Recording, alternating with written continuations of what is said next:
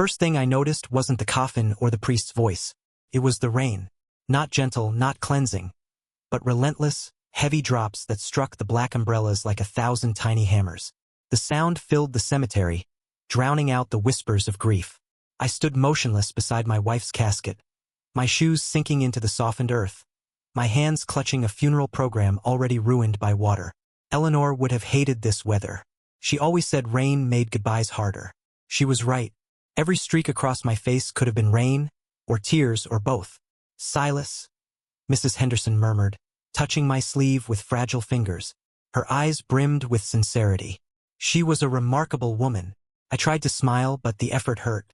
Words of kindness blurred into meaningless background noise. My focus was elsewhere, not on the mourners, not on the priest, but on the figures just beyond the tent's edge. My son, Micah, stood with his wife, Naomi. Their heads bent close together under a sleek black umbrella. The storm muted their voices, yet something about their posture made my stomach knot. They weren't mourning. They were conspiring. Naomi adjusted her coat, as though even here she was on display, and Micah leaned in. I caught a fragment of his words, carried by the wind between the cracks of thunder. "Now we just have to deal with him." The sentence sliced through me cleaner than any blade. My chest hollowed out, breath leaving me in one painful exhale. For a moment, I thought I must have misheard, but Naomi's answering smirk confirmed otherwise. She tilted her face toward the grave, not in reverence, but in calculation, as though the casket wasn't a vessel of 40 years of love, but a key unlocking opportunity. I gripped the coffin's edge. My wife's name was etched into the brass plate, Eleanor Hicks, beloved mother and wife. The letters swam through my blurred vision. She had given me a lifetime of warmth. Now, on the day we returned her to the earth, our son plotted what to do with me, like a burden to be managed. The rain intensified, hammering harder, and for the first time since Eleanor's last breath, I wished she hadn't left me behind. The priest closed his book, and the crowd shifted, umbrellas blooming like dark flowers moving toward their cars. I stayed rooted to the sodden ground, staring at the son who no longer looked like the boy I'd raised. The boy who once begged me to build birdhouses, who promised to care for his mother when I no longer could. That boy was gone, and in his place stood a man with ambition sharp enough to cut family bonds to ribbons. Naomi touched Micah's arm and laughed softly, a sound muffled by the storm yet cruel in its clarity. They turned away from the grave, already walking toward their polished black car, leaving me alone with Eleanor, the rain, and a wound far deeper than grief. The house smelled like her still. Lavender from the sachets she tucked into dresser drawers, cinnamon from the wooden bowls she used for baking, roses drifting faintly from the garden outside. I hung my damp coat on the peg by the door, but the silence pressed heavier than the wet fabric. For 40 years, this had been more than timber and nails. Eleanor's laughter lived in the walls. Her handprint still lingered in the paint of the hallway we'd redone one summer. Now every corner echoed with absence. I lowered myself into her chair by the window, the cushion molded to her shape.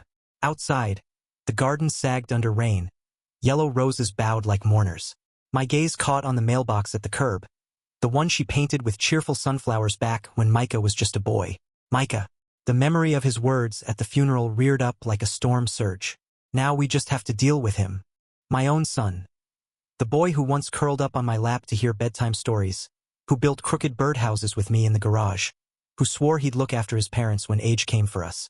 That boy had turned to stone. I pressed my palms into my eyes, but closing them only brought more memories. Eleanor's last weeks. Her fragile smile. The way she whispered that Naomi's presence unsettled her. "She's cold, Silas. Be careful.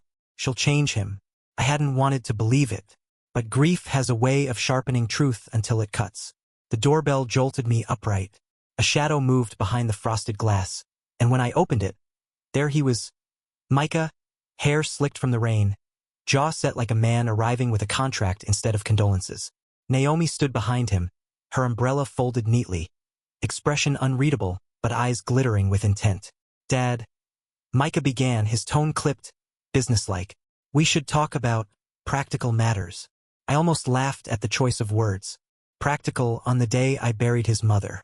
They stepped inside without waiting for permission.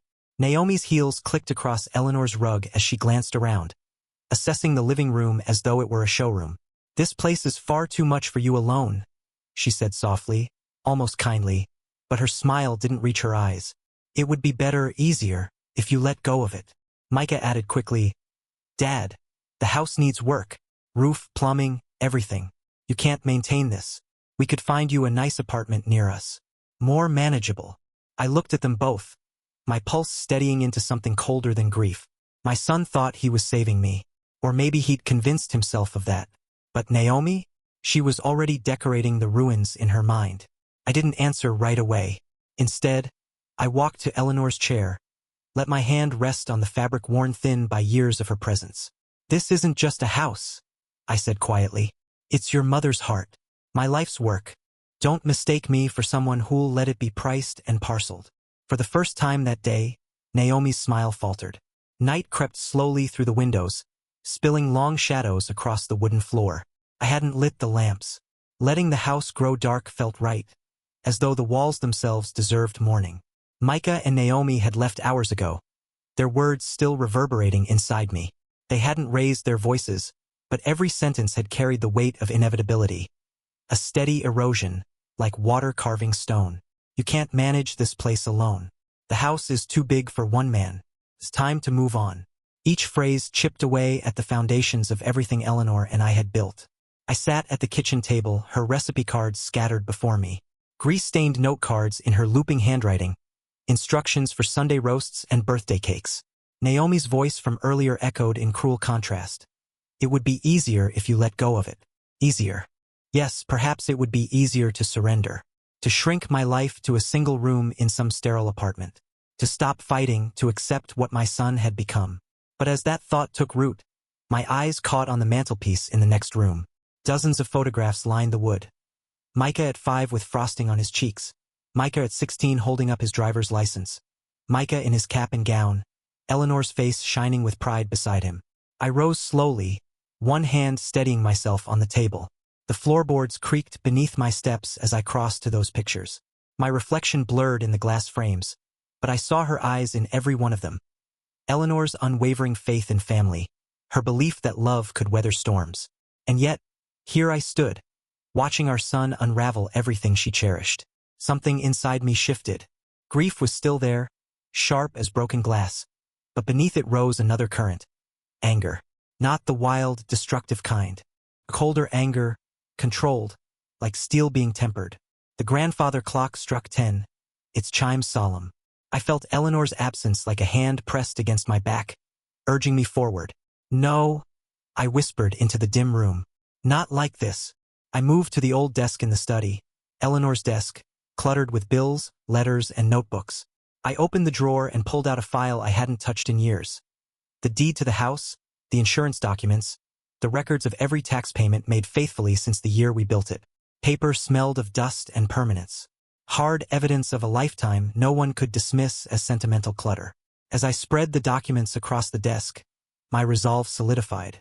Micah and Naomi thought they were circling prey too tired to resist. They believed age had dulled my strength, grief had broken my will. But they had miscalculated. The rain outside had slowed to a drizzle. I stepped to the window, watching droplets slide down the glass like fading tears. In that moment, Eleanor's voice seemed to brush through me. Protect what we made. Don't let it die with me. I exhaled, steady for the first time since the funeral. Tomorrow I would stop being the grieving widower they expected. Tomorrow I would become something else entirely. The next morning broke in silence. No birdsong, no rustle of Eleanor in the kitchen. Just the hollow tick of the grandfather clock. I brewed coffee the way she always liked it, out of habit, then set 2 mugs on the table before realizing only one would be touched. The other sat steaming, a ghost offering. I had work to do. By noon, my resolve had led me to the small law office at the corner of Main and Cedar.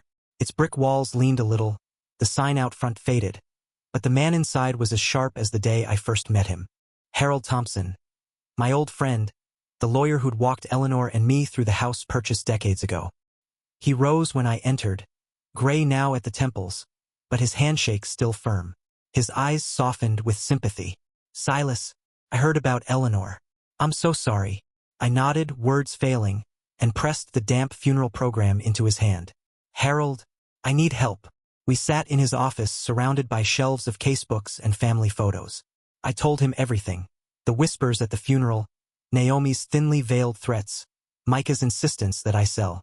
I expected Harold to be surprised. Instead, his expression hardened. They want to pressure you out, he said finally. Because they think grief makes you weak. He leaned forward. Tell me, Silas, are you weak? I shook my head, though the ache in my chest made me wonder. Good. Then we'll play this carefully. He slid a yellow notepad across the desk. Your title is clean. Your taxes are current. They can't force you out, not legally. But intimidation can be worse than law. If Naomi's family has the influence you describe, they'll try to break you before a judge ever sees it. I clenched my fists on the armrest. So what do I do? Fight them in court until I'm penniless? Harold's eyes sharpened. Or make the house untouchable? He explained a strategy so simple it felt like a revelation. A charitable transfer, granting ownership of the house to a foundation but securing my right to live there for the rest of my life. Eleanor's memory, honored. My home, protected. Their schemes shattered. My throat tightened. She always wanted her roses to mean something more than beauty. If they became a place of healing, I couldn't finish the sentence. Harold's voice gentled. Then let's give her that. I left the office carrying more than a folder of legal forms. I carried a spark of strength. Yet as I drove home, a shadow followed me. The knowledge that Micah would not accept defeat quietly. Naomi least of all. That evening, as dusk fell over the garden, I sat in Eleanor's chair again. The house seemed to breathe with me, every creak and sigh a reminder that I was not alone. Still, fear whispered at the edges. Not for myself, but for what it meant to face my own son as an adversary. I whispered to the empty room. Forgive me, Eleanor. I may have to fight him harder than I ever imagined. The grandfather clock struck 8. Outside, headlights swept across the window. Micah's car. The war was coming sooner than I thought. I set the table the way Eleanor always had for Sunday dinners. Her china, her silver, a small vase of roses at the center. The scent of pot roast filled the air, mingling with buttered rolls and apple pie cooling by the window. It looked like family, smelled like family, but the truth was something colder. When the knock came, I didn't rush. I wanted them to wait, to feel the pause. Then I opened the door. Micah stood in another immaculate suit, his hair perfectly combed, eyes bright with expectation. Naomi beside him glittered in jewelry, her smile rehearsed. They entered like new owners inspecting a property, not mourners visiting a grieving father. Dad, Micah said, his tone clipped but almost warm. I'm glad you've come around. I said nothing, only gestured toward the table. They took their seats, Naomi's gaze already sweeping over Eleanor's antiques like a catalog. Dinner began with small talk that wasn't small at all. Naomi commenting on the neighborhood's potential. Micah suggesting renovations before demolition. They ate Eleanor's recipes as though consuming her legacy itself. Finally, Micah set down his fork. Dad, it's time to make this official. Reginald's offer is generous. 5,000 cash. We'll handle the paperwork tonight. You can move into Sunset Manor next week. The words hung heavy, like the thud of dirt on a coffin. I let silence stretch until Naomi laughed lightly, breaking it. Don't drag this out, Silas. Think of it as a blessing. No responsibilities, no burdens. I rose slowly, walked to the desk drawer, and pulled out a folder. Their eyes lit with greedy relief. But when I laid the papers on the table, the atmosphere shifted. These aren't sale papers, I said quietly. 3 days ago, I gave the house away. Micah blinked. What are you talking about? Naomi snatched the documents, scanning furiously. Her face drained of color. Hope Against Cancer Foundation? She hissed. I nodded. They own the property now. Every dollar of its value funds research in your mother's name. And I have the right to live here until my last breath. You can't touch it. Micah's fork clattered to the floor. You gave away $200,000? His voice cracked between outrage and disbelief. Not gave away, I corrected. Protected. For her. For us. Naomi shot to her feet, her voice sharp as shattered glass. Do you have any idea what you've done? My father can find another neighborhood to ruin. I cut in. My hand trembled, but my voice did not. This house will not be bulldozed. Not while I live. Not ever. For a moment, silence held the room hostage. Micah's jaw clenched, his eyes flashing with something I couldn't name. Anger, maybe shame, maybe both. Naomi seethed beside him, her fingernails digging crescents into her palm. At last Micah stood. "You'll regret this." I met his gaze across Eleanor's china.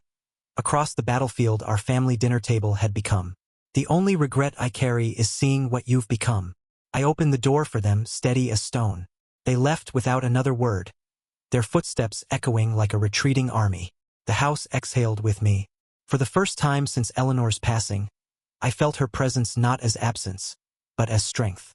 She had been here at this table with me, in the roses, in the fight, and I had not let her down. The night after they left, I didn't sleep. I walked the house instead, barefoot on the wooden floors, tracing the life Eleanor and I had built here. Every room was alive with echoes, laughter caught in the hallways, Christmas mornings pressed into the living room carpet, the soft clink of her teacup at dawn. It no longer felt like an empty house, felt like a fortress. On the mantel, the photographs glimmered in the lamplight. Micah as a boy, gap-toothed and grinning, Eleanor with flour on her cheeks, myself younger, stronger, holding them both close. I touched the glass, not to cling, but to affirm. Those moments were real. They belonged to me, not to Naomi's ledger books or Reginald's developers. Outside, the rain had stopped. The roses glistened in moonlight, their petals jeweled with water. Eleanor's roses, yellow for friendship, white for new beginnings. I stepped into the garden, the night air cool, fragrant with earth. I knelt, knees stiff but steady, and pressed my palm to the soil. "They wanted to erase you," I whispered, "but I won't let them. Not now. Not ever." The wind stirred gently, brushing through the branches like a reply. The next morning, the world looked unchanged. The same driveway, the same painted mailbox, the same creak of the front steps. Yet everything was different. The papers sat locked in the desk, proof of the choice I had made. My home was no longer vulnerable. It was enshrined in something greater. Eleanor's name would live beyond stone markers and fading photographs. She would live in the very walls we raised, in the roses that strangers would one day admire, in research that might save a life she never got to finish living. Micah didn't return that day. Neither did Naomi. Their silence felt like both loss and relief. Perhaps they would try again. Perhaps not. But the fear that once gnawed at me was gone. In its place was resolve. As dusk fell, I sat once more in Eleanor's chair, watching the light fade across the garden. A sparrow hopped along the feeder, unbothered by the weight of human grief. I smiled, not because the pain had lessened, but because it had found its place inside me, like a stone fitted to the palm. The house breathed around me, as though recognizing the battle had been won. Its creaks were no longer lonely, its silence no longer hostile. For the first time since the funeral, I did not feel abandoned. I rested my hand on the armrest where Eleanor's hand had so often lain.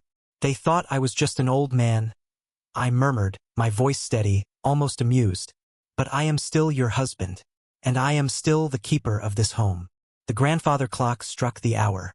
The sound rolled through the house like a heartbeat, and in the quiet that followed, I could almost hear Eleanor's laughter, soft, certain, eternal, filling the rooms once more. Our 5